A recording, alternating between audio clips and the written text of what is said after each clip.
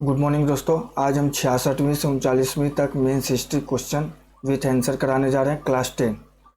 Class 9 तक का आपका वीडियो अपलोड कर दिया गया है, तो आप प्ले लिस्ट बना हुआ है, आप उसमें देख लीजिए।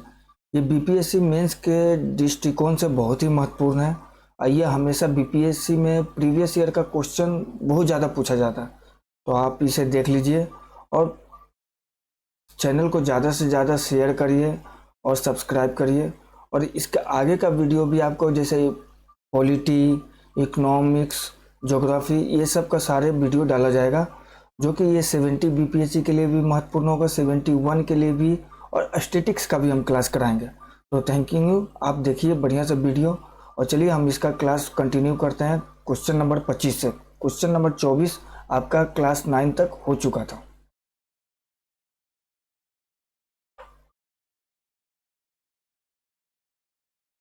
क्वेश्चन नंबर 25 है, 1942 के QIM में बिहार के योगदान का वर्णन करिए। भारत छोड़ो आंदोलन का वर्णन करिए। क्विट इंडिया मूवमेंट का स्वरूप लगभग नेतृत्वहीन, हिंसात्मक एवं तोड़फोड़ वाला था एवं इसका विस्तार लगभग पूरे बिहार में छात्रों, किसानों, मध्यम वर्गों द्वारा हुआ बताते हुए लिखे।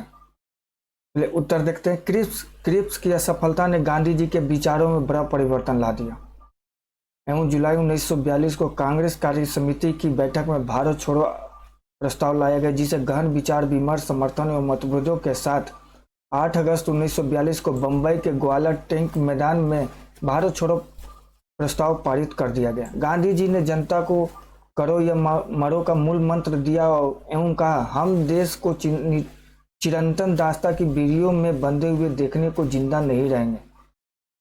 8-9 अगस्त को ही कांग्रेस के प्रमुख नेताओं को गिरफ्तार कर लिया गया एवं कांग्रेस को अवैधानिक संस्था घोषित कर दिया गया।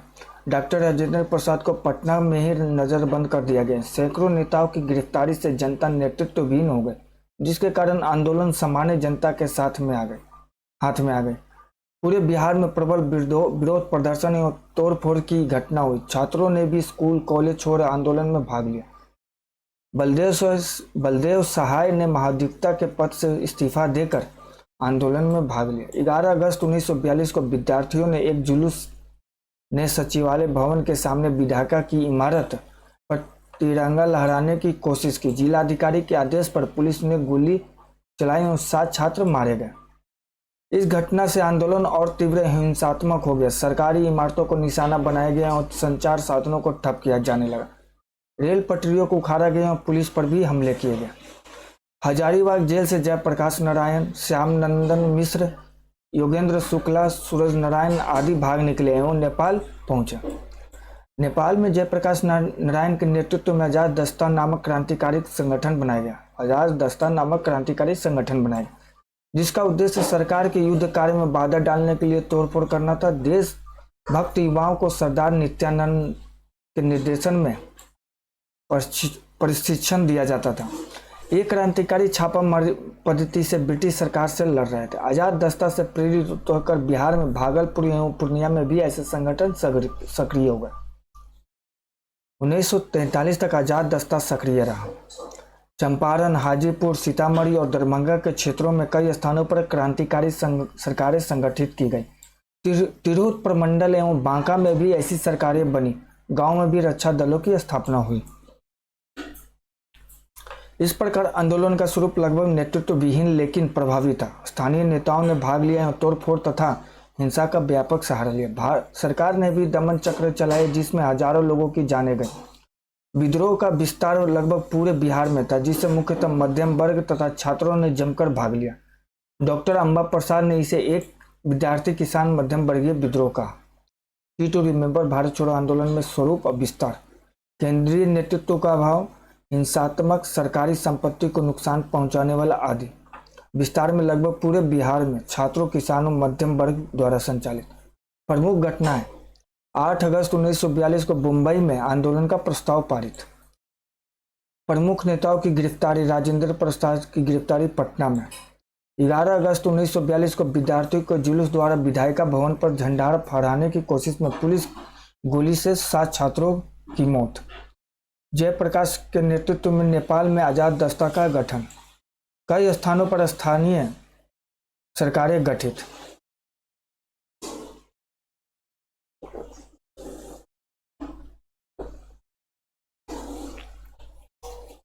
क्वेश्चन नंबर 26, रविन्द्रनाथ टैगोर के सामाजिक और सांस्कृतिक विचारों की महत्ता का वर्णन करिए। ये 48वीं से 52वीं में बीपीएससी 2009 में पूछा गया। क्वेश्चन नंबर 26, रविन्द्रनाथ टैगोर के सामाजिक और सांस्कृतिक विचारों की महत्ता का वर्णन कीजिए। ये 48 से 52 में पूछा गया 2009 में। चलिए उत्तर देखते हैं। टैगोर के सामाजिक विचार काफी उत्कृष्टता, समानता, मानवता एवं विश्व बंधुत्व की भावना पर आधारित है। वे समाज की वर्तमान व्यवस्था से असंतुष्ट है क्योंकि इसमें शक्ति का केंद्र सरकार होती है, जबकि उनके विचारों में शक्ति का केंद्र खुद जनता हो और जनता इतनी मजबूत शक्तिशाली हो कि सरकार का शोषक चरित्र उस पर हावी न हो पाए। वे समाज को पूंजीवादी व्यवस्था के विरुद्ध भी थे। संपत्ति का केंद्र सिर्फ जमींदारों या हुक्मों तक सीमित नहीं होना चाहिए। समाज में संपत्ति का शासन समान बंटवारा होना चाहिए। और धनाढ़ एवं संपन्न वर्गों के विरुद्ध विद्रोह की बात करते हैं, उनके विरुद्ध इतना शक्तिशाली विद्रोह हो जिसे दबाना कठिन हो। सामाजिक कार्यों में रुचि रखने वालों की उच्च श्रेणी को मानते थे। टैगोर के अनुसार ऐसा समाज जिसमें कुछ सीमित लोगों को ही सभी संसाधन उपलब्ध हो और अधिकतर व्यक्ति गरीबी और विपन्नता में जी रहा हो, खतरनाक और ऐसी सभ्यता का विनाश निश्चित है। वे सभी व्यक्तियों को बौद्धिक एवं भौतिक सुख उपलब्ध करवाना चाहते थे। वे प्रकृति प्रेमी थे, अंततः अति भौतिकवाद के विरुद्ध थे। वे पूर्व तथा पश्चिमी संस्कृतियों के अच्छे गुणों का संगम चाहते थे। इसी उद्देश्य हेतु उन्होंने 1921 में विश्व भारती की स्थापना की। उनके विश्व भारती का उद्देश्य पूर्व तथा पश्चिमी संस्कृति के अच्छे गुणों का संगम करना तथा दो गोलार्धों के मध्य विचारों के स्वतंत्र आदान प्रदान द्वारा विश्व बंधुत्व एवं विश्व शांति समृद्धि की भावना को मजबूत करना था। संस्कृति की रक्षा की वो सर्वोपरि मानते थे, जिसके लिए वे व्यक्ति के स्वार्थों को त्याग देने के पक्ष में थे। किसी समाज में कोई जन समुदाय जब स्वयं को शोषित एवं अलग अलग समझता है तो ऐसे समाज उस समाज की सभ्यता संस्कृति के समाप्त होने का खतरा हो जाता है। अंततः टैगोर संस्कृति और सभ्यता के सम्मिलन से विश्व का एकीकरण चाहते थे। की टू रिमेंबर, टैगोर के सामाजिक विचार समाजवादी विचारधारा से प्रेरित थे। वे सरकार में शक्ति के केंद्रीकरण के खिलाफ थे। उनका विचार था कि शक्ति का केंद्र जनता हो। वे प्रकृति प्रेमी थे, अंततः भौतिकवाद के विरुद्ध थे। वो उग्र राष्ट्र की जगह वे पूर्व तथा पश्चिमी की संस्कृति के अच्छे गुणों लक्ष्यों का संगम चाहते थे। इसके लिए उन्हें 1921 में विश्व भारती की स्थापना की। संस्कृति की रक्षा सर्वोपरि मानते थे।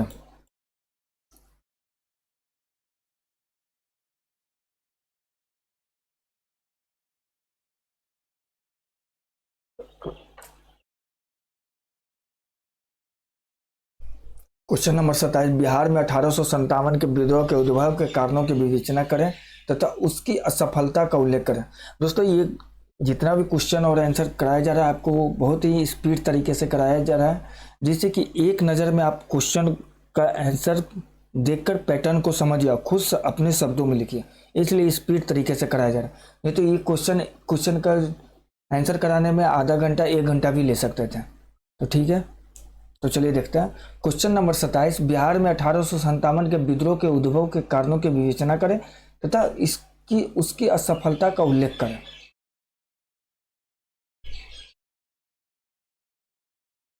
उत्तर, 1857 का विद्रोह अंग्रेजों के खिलाफ प्रथम व्यापक विद्रोह था, जो काफी बड़े क्षेत्र में फैला।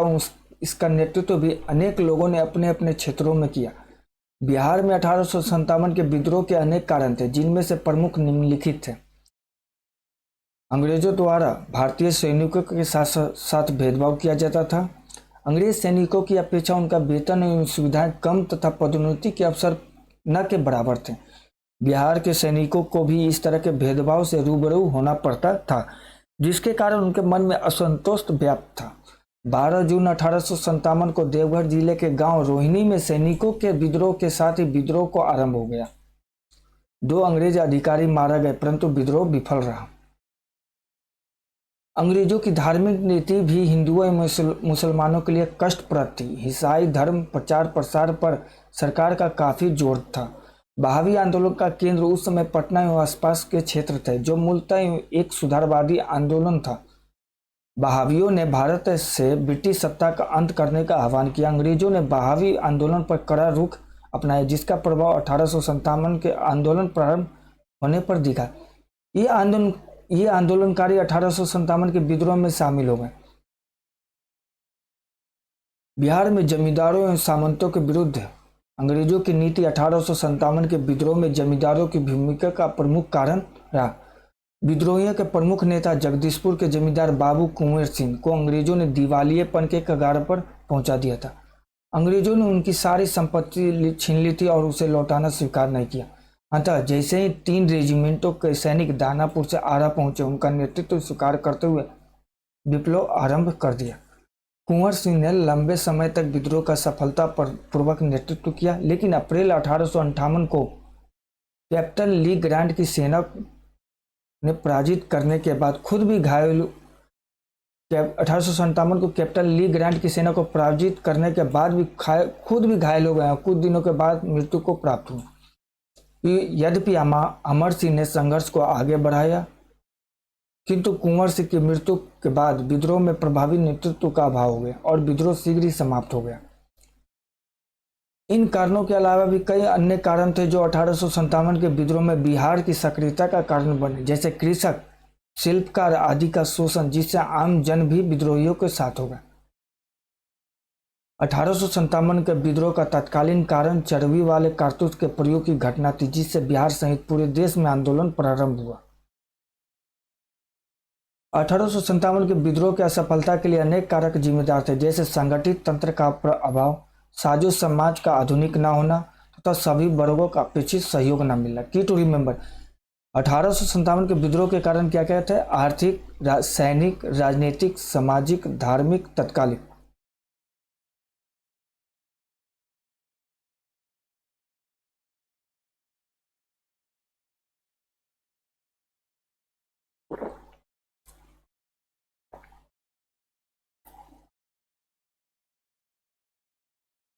क्वेश्चन नंबर 28, क्या आप इस बात से सहमत है कि चंपारण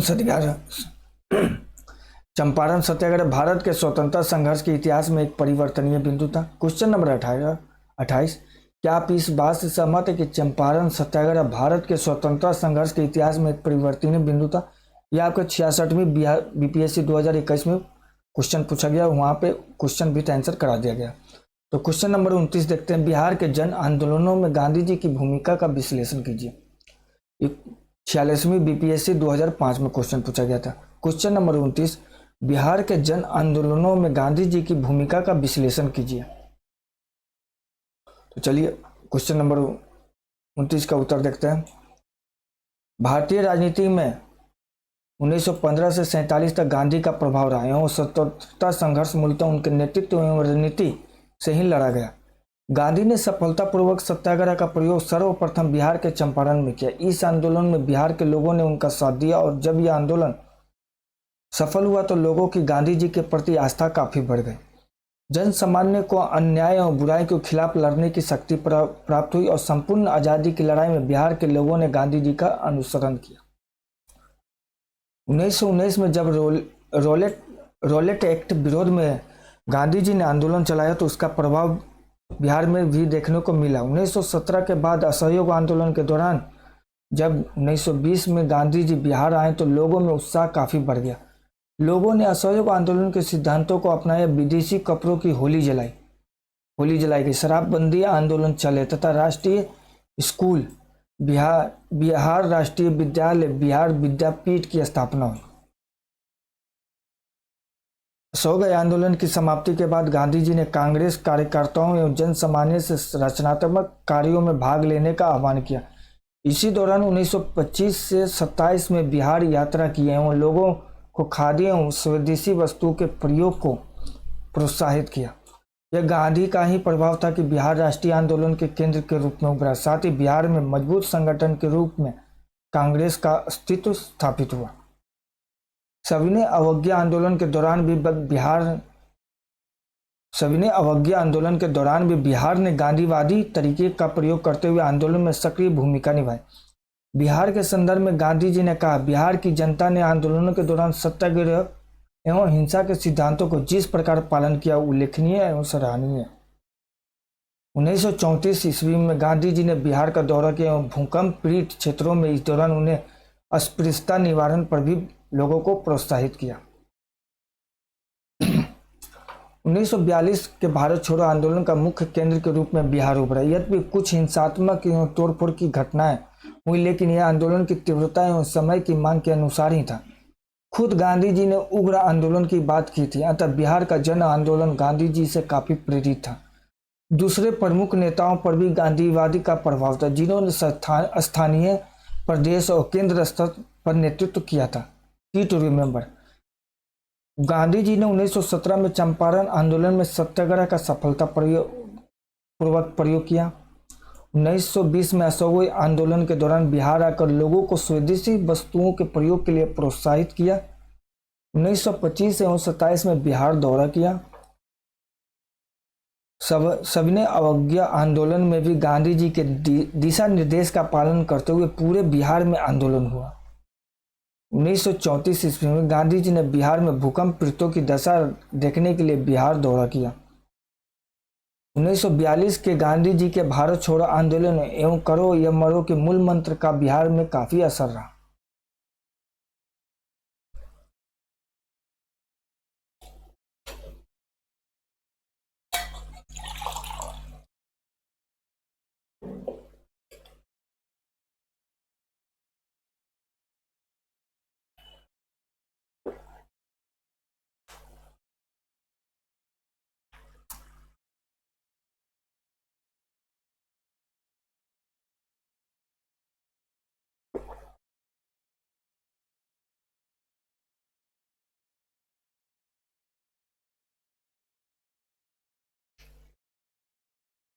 क्वेश्चन नंबर 30, सविनय अवज्ञा आंदोलन में बिहार के विभिन्न सामाजिक वर्गों की भूमिका का मूल्यांकन करें।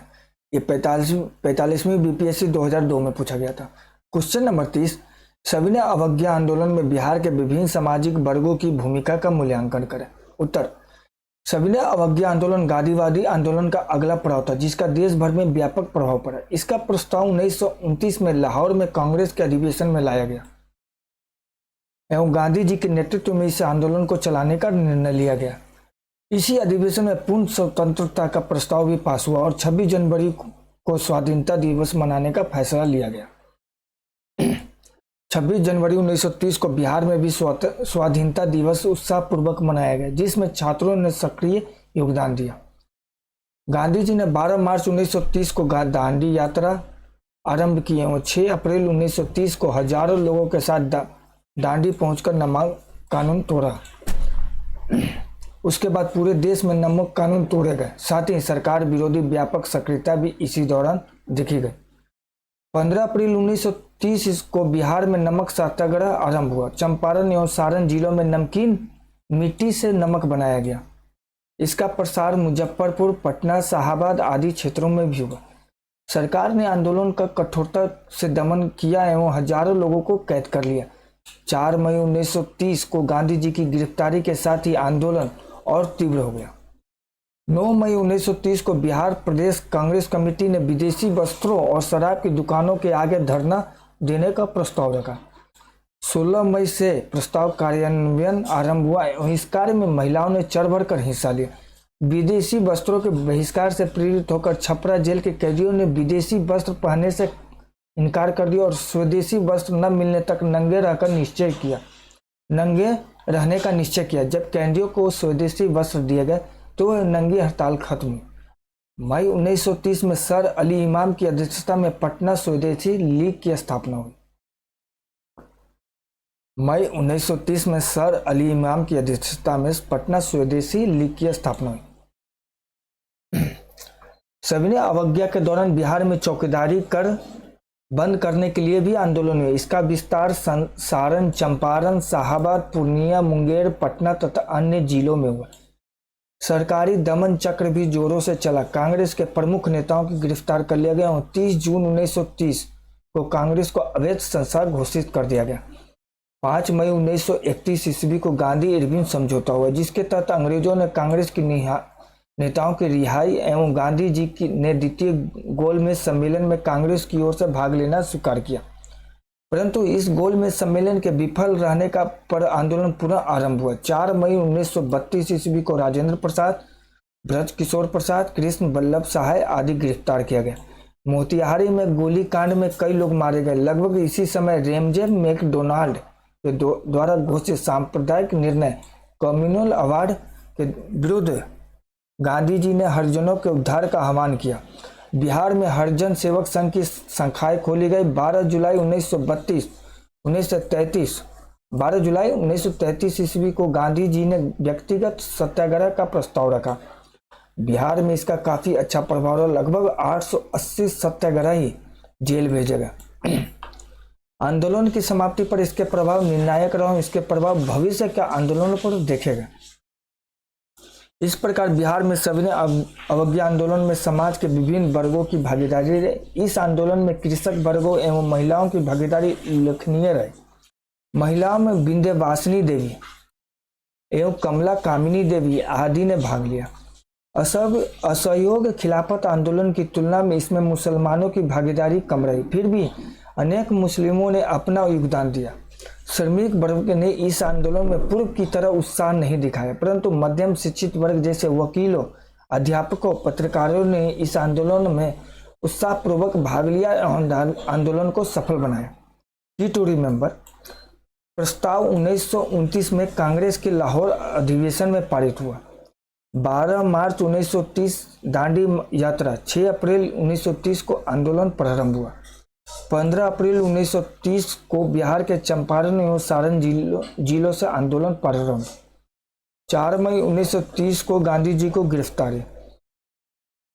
9 मई 1930 को बिहार प्रदेश कांग्रेस कमेटी ने विदेशी वस्त्रों और शराब की दुकानों के आगे धरना देने का प्रस्ताव रखा। छपरा जेल के कैदियों ने नंगी हड़ताल की। चौकीदारी कर आंदोलन हुआ। 5 मई 1931 गांधी इरविन समझौता एवं द्वितीय गौड़ सम्मेलन की विफलता पर आंदोलन पुनः सक्रिय हुआ। आंदोलन में महिलाओं, कृषकों, शिक्षित मध्यम वर्गों का मुख्य योगदान रहा। मुसलमानों एवं श्रमिकों की अपेक्षाकृत कम भागीदारी रही। 1931 का क्वेश्चन, बिहार के विशेष संदर्भ में QIM भारत छोड़ो आंदोलन के स्वरूप और विस्तार का विश्लेषण कीजिए। ये 44वीं BPSC 2002 में पूछा गया और ये 45वीं में पूछा गया, तो वहां पे क्वेश्चन विथ आंसर करा दिया गया। आप वहां पे देख लीजिएगा। क्वेश्चन नंबर 32, 1857 के विद्रोह में कुंवर सिंह की भूमिका का मूल्यांकन करें। ये भी, इसका भी क्वेश्चन का आंसर आपको करा दिया गया है आपकी पिछले के वीडियो में।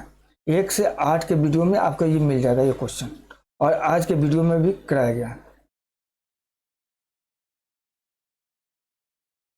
Question number 33,